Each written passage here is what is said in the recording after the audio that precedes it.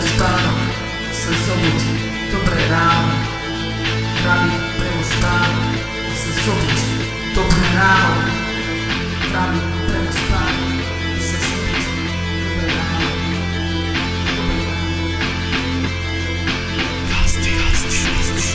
Pozriem sa na to optikou tohto sveta. Každý si niekde sám bez iných lieta. Radím sa rozumom iných jak zviera. Myslíš, že pomôže, keď sa prizerá. Kamienky zo zeme treba pozbierať. Zábava končí, prichádza odmena. Kto bude odmenený, odpoveď si sám. Veľa ich blúdi, jak obraz, čo nemá rám. Ja verím, že existuje najväčšia moc, že existuje Boh a on vie zmeniť život.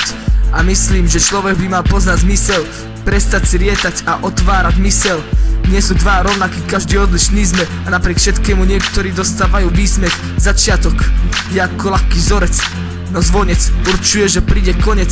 Sú vlastné názory, premyslené faktami. Ľudia sa zbúria, nasleduje dá s horiacimi faklami. Vo vzduchu ruky, cez zvierajú vlajkami.